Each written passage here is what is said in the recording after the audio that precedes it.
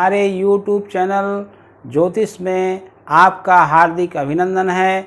हम हैं doctor Gopal Tiwari, PhD in astrology. आप अपनी कुंडली कैसे देखें, इस विषय पर आज हम चर्चा करेंगे।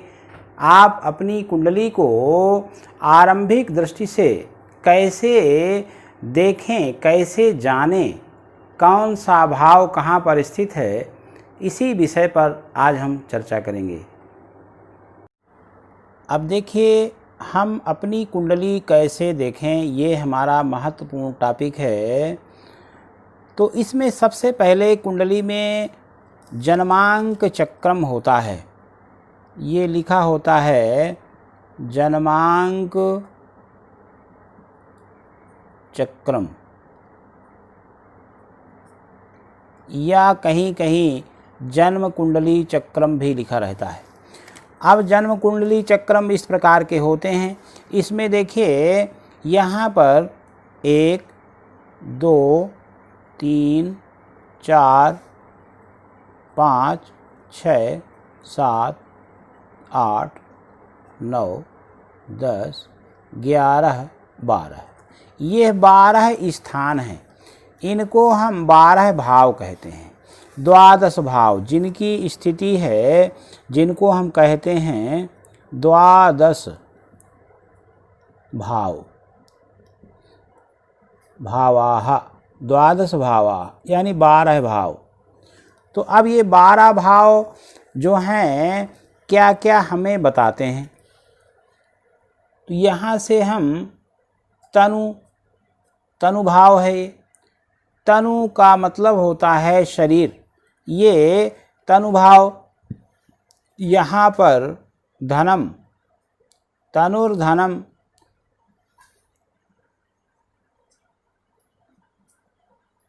सुहृदम,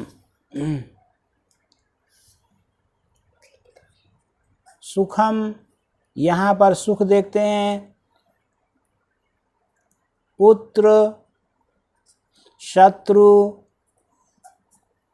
कलत्रकाः, कलत्र यानी स्त्री के बारे में यहाँ से देखते हैं।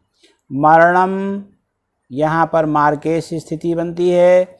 यहाँ धर्म है, कर्म, आय,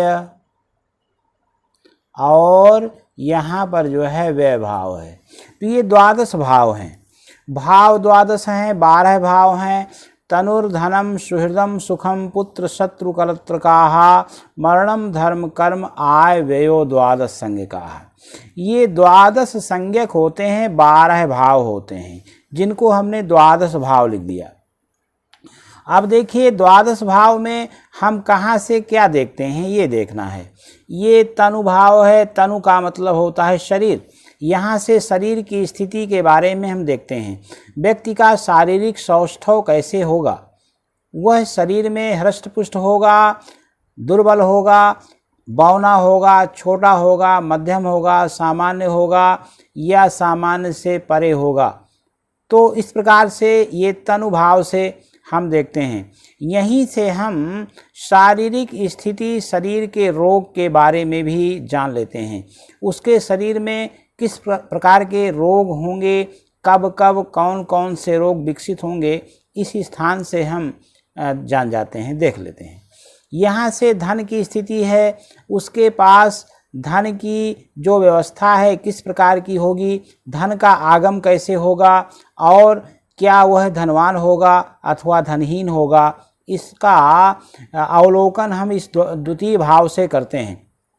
सुहृदम, ये मित्र स्थिति, ये मित्रों की स्थिति किस प्रकार की होगी, ये सुहृद भाव से हम देखते हैं। सुखम, वह व्यक्ति सुख से सराबोर होगा, ऐश्वर्य युक्त होगा, सारे वैभवों से संपन्न होगा, इसका अवलोकन हम चतुर्थ भाव से कहते हैं। आप देखिए, पुत्र की स्थिति हम पंचम भाव से करते हैं। विद्या का भी यहीं से पंचम भाव से देखते हैं। पुत्र की कुंडली में पंचम भाव से पिता की स्थिति को देखते हैं, माता की स्थिति को देखते हैं। और यदि स्वयं की कुंडली हम उस देख रहे हैं तो यहाँ से अपने पुत्रों के बारे में या विद्या बुद्धि के बारे में हम यहाँ से देखते हैं। यहाँ शत्रु भाव है। जातक के जीवन में शत्रुओं की क्या स्थिति रहेगी, क्या उसके जीवन में शत्रुओं का प्राचुर्य रहेगा, शत्रुओं का बाहुल्य रहेगा, यहाँ पर उपस्थित ग्रहों को देख करके हम जान जाते हैं। यहाँ पर दाम्पत्य जीवन, सप्तम भाव ये दाम्पत्य भाव है। यदि पुरुष की कुंडली है तो यहाँ से पत्नी की स्थिति, और यदि स्त्री की कुंडली है तो यहाँ से हम पति की स्थिति के बारे में जानते हैं। दाम्पत्य जीवन, दाम्पत्य सौख, पारिवारिक जीवन, पति पत्नी के संबंध उसके किस प्रकार के रहेंगे, ये हम सप्तम भाव से जानते हैं। ये दाम्पत्य भाव भी इसको कहते हैं। कलत्र माने होता है स्त्री, स्त्री भाव है। यदि स्त्री की कुंडली है तो ये पति भाव है। ये मार्केश है। अष्टम स्थान मारक, मारक स्थान है, मरण स्थान है, मृत्यु स्थान है। यहाँ से हम व्यक्ति के जीवन के एक्सीडेंट्स के बारे में जानते हैं, और किस किस प्रकार के एक्सीडेंट होंगे, किससे किससे एक्सीडेंट होंगे, और क्या उसके जीवन में कोई एक्सीडेंट नहीं होगा, इसके बारे में भी हम यहीं से जान जाते हैं। ये धर्म स्थिति है। नवम भाव धर्म भाव है। व्यक्ति धार्मिक होगा, आस्थावान होगा, ईश्वर के प्रति उसकी निष्ठा होगी कि नहीं होगी, इसका अवलोकन हम नवम भाव से कहते हैं, जिसको धर्म भाव कहते हैं। ये कर्म क्षेत्र है। दसम भाव जो है कर्म क्षेत्र है। यहाँ से हम जान जाते हैं कि व्यक्ति का कार्य क्षेत्र कौन सा होगा, किस क्षेत्र में वो जाए जिससे वो कामयाब होगा, इससे हम दसम भाव से देख लेते हैं। अब देखिए ये आय भाव है। 11वां भाव जो है आय भाव है। आय का अर्थ होता है लाभ।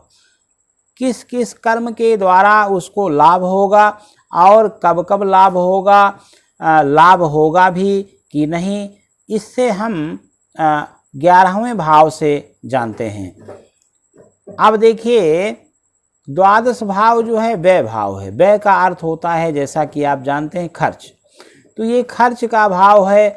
यदि मान लीजिए शुभ ग्रह की उपस्थिति है या शुभ ग्रह यहाँ पर प्राप्त हैं, उपस्थित हैं, स्थित हैं, तो उसके व्यय की क्या स्थिति होगी। यदि मान लीजिए पापक ग्रह यहाँ पर विद्यमान हो गए हैं तो उसके व्यय की क्या स्थिति होगी।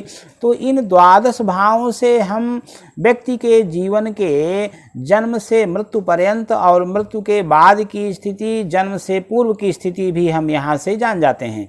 ये द्वादश भाव हैं। अब द्वादश भाव जो हैं ये प्रभावित होते हैं ग्रहों से। ग्रहों की संख्या जो है 9 है, आप जानते हैं। तो ग्रह हैं जैसे कि आपने देखा सूर्य ग्रह है, चंद्र है, मंगल है, बुध, बृहस्पति, शुक्र, शनि, राहु और ये है केतु।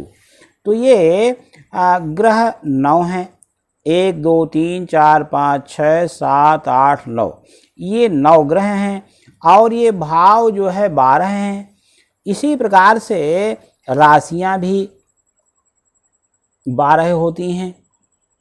मेष,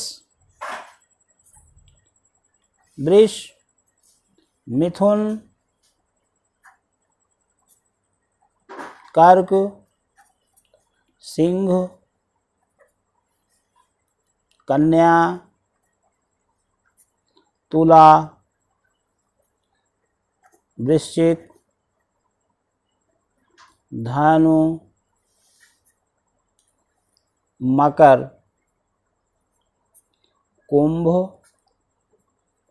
और मीन। ये जो है 12 राशियां हैं। ये राशियां हैं 12 राशि। और 12 लगने भी होती हैं।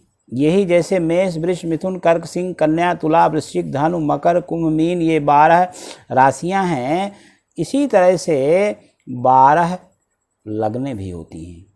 तो जैसे कि मान लीजिए किसी जातक का जन्म हुआ और उस जन्म समय में मेष लग्न विद्यमान है पंचांग में, तो मेष माने 1 नंबर की लग्न हुई, 1 नंबर की, तो ये 1 यहाँ पर उपस्थित कर दिया गया। ये 1 उपस्थित, 1 का मतलब होता है कि उसका मेष लग्न में जन्म हुआ है। यदि मान लीजिए वृष लग्न में जन्म हुआ तो 2 नंबर यहाँ आ जाएगा। 2 नंबर यहाँ पर उपस्थित होने का मतलब है कि वृष लग्न में जन्म हुआ। ये जो होता है ये लग्न स्थान है, लग्न कहते हैं इसको। मिथुन लग्न में जन्म हुआ तो मिथुन 3 नंबर की लग्न है, तो यहाँ 3 नंबर आ जाएगा। कर्क लग्न में जन्म हुआ है, कर्क 4 नंबर की लग्न है, तो 4 यहाँ आ जाएगा। सिंह लग्न में जन्म हुआ है, सिंह 5वें नंबर की लग्न है, तो 5 यहाँ होगा। इसी प्रकार कन्या 6 की है, तो कन्या में जन्म हुआ किसी जातक का तो यहाँ पर 6 आ जाएगा। तुला लग्न का जन्म है, तुला 7वें नंबर की लग्न है, तो यहाँ 7 आ जाएगा। वृश्चिक लग्न की कुंडली में यदि जातक का जन्म वृश्चिक लग्न का है तो 8 नंबर यहाँ आ जाएगा। धनु लग्न का जन्म है किसी जातक का, तो धनु चूंकि 9 नंबर की लग्न है तो यहाँ 9 आ जाएगा। मकर लग्न की का जन्म होने के कारण 10वें नंबर की लग्न होने से यहाँ 10 नंबर आ जाएगा। कुंभ लग्न में किसी जातक का जन्म हुआ है तो 11 नंबर यहाँ आ जाएगा। मीन लग्न का जन्म है किसी का तो यहाँ 12 नंबर आ जाएगा। इस प्रकार से लग्न स्थान में जिस लग्न का जिसका जन्म हुआ वही नंबर यहाँ आ जाएगा। इस प्रकार से ये 12 राशियां भी हैं और 12 लग्नें भी हैं। अब देखिए हमने आपको बताया कि ये 12 भाव हैं, 9 ग्रह हैं, 12 राशियां हैं और 12 ही लग्नें हैं। आज हम यहीं तक आरंभिक स्थिति को लेकर चलेंगे। इसको देखें, लाइक करें, सब्सक्राइब करें और इसके आगे का जो क्रम होगा हम द्वितीय कुंडली में आपको बताएंगे। द्वितीय लेक्चर में आप सभी देखिए। धन्यवाद।